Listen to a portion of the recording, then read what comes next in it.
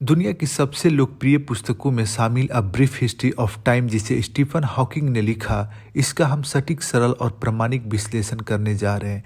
इसका पहला अध्याय है हमारा ब्रह्मांड। यह अध्याय ब्रह्मांड की हमारी समझ की यात्रा को दर्शाता है, जिसमें प्राचीन काल से लेकर आधुनिक समय तक के वैज्ञानिक और खगोलीय विचारों का विकास शामिल है। इसमें यह बताया गया है कि कैसे हमारी सोच और ब्रह्मांड के बारे में ज्ञान समय के साथ विकसित हुआ और कैसे विज्ञान ने इन विचारों को चुनौती दी और परिष्कृत किया। पहला इसमें से है कि प्राचीन ब्रह्मांड विज्ञान।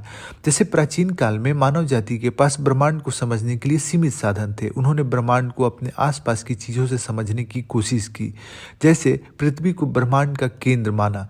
जैसे अरस्तु का दृष्टिकोण। अरस्तु 384 से 322 ईसा पूर्व ने यह सिद्धांत दिया कि पृथ्वी ब्रह्मांड का केंद्र है। उनका मानना था कि सभी ग्रह, तारे और सूर्य पृथ्वी के चारों ओर घूमते हैं। यह विचार जेनोसेंट्रिक मॉडल के रूप में जाना गया। टालेमी का मॉडल। क्लाडियम टालेमी 100 से 170 ईस्वी ने ग्रहों के इपीसाइकल्स का सिद्धांत प्रस्तुत किया। टालेमी ने माना कि पृथ्वी स्थिर है और अन्य खगोलीय पिंड इसके चारों ओर घूमते हैं। यह मॉडल 1400 साल तक पर प्रचलित रहा। धार्मिक मान्यताएं। प्राचीन धार्मिक मान्यताएं। जैसे अधिकांश सभ्यताओं ने ब्रह्मांड को देवताओं की रचना के रूप में देखा। ब्रह्मांड को स्थिर और अपरिवर्तनीय माना गया। उसके बाद आता है गैलीलियो और कोपरनिकस का योगदान। 16वीं और 17वीं सदी में वैज्ञानिक क्रांति के दौरान प्राचीन ब्रह्मांड विज्ञान के सिद्धांतों को चुनौती दी गई।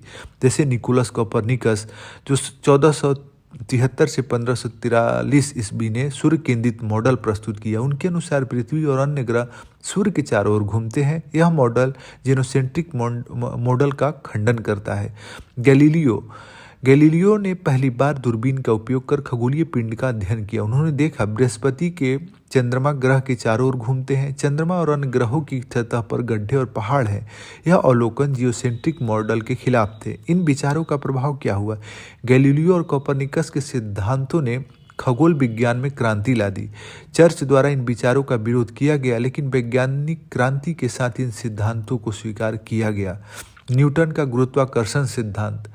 गुरुत्वाकर्षण का सिद्धांत, जैसे सर आइजक न्यूटन 1643 से 1727 ईस्वी ने यह समझाया कि ग्रह सूर्य की परिक्रमा क्यों करते हैं। न्यूटन का गुरुत्वाकर्षण का नियम। प्रत्येक पिंड एक दूसरे को आकर्षित करता है। आकर्षण का बल उनके द्रव्यमान और दूरी पर निर्भर करता है। न्यूटन का योगदान। न्यूटन ने यांत्रिक ब्रह्मांड का विचार दिया, जिसमें ब्रह्मांडीय पिंडों की गति और उनके परस्पर बलों को गणितीय रूप से समझा गया। यह ब्रह्मांड के स्थायित्व और गति को समझने में एक बड़ा कदम था। उसके बाद चौथा है एडविन हबल का अवलोकन। हबल का सिद्धांत 1922 में खगोलशास्त्री एडविन हबल ने पाया कि आकाशगंगाएं पृथ्वी से दूर जा रही हैं। उनकी गति उनकी दूरी के साथ बढ़ती है। यह ब्रह्मांड के विस्तार का प्रमाण था।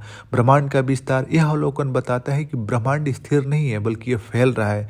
इसने बिग बैंग सिद्धांत की नींव रखी। हबल का उसके बाद नियम दिया गया है। इस अध्याय के प्रमुख संदेश क्या है? ब्रह्मांड की हमारी समझ बदलती रहती है। प्रारंभ में लोग ब्रह्मांड को स्थिर और पृथ्वी केंद्रित मानते थे। वैज्ञानिक क्रांति और खगोलीय अवलोकन ने इन विचारों को चुनौती दी। आधुनिक दृष्टिकोण। ब्रह्मांड एक गतिशील और विशाल संरचना है। हबल ने विस्तारशील ब्रह्मांड के सिद्धांत ने हमें बिग बैंग और ब्रह्मांड की उत्पत्ति को समझने में मदद की।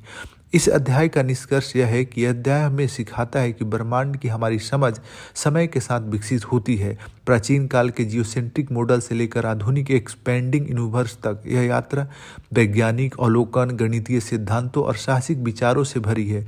यह अध्याय आगे आने वाले विषयों के लिए एक आधारशिला रखता है, जो ब्रह्मांड की उत्पत्ति और संरचना को गहराई से समझने में मदद करता है।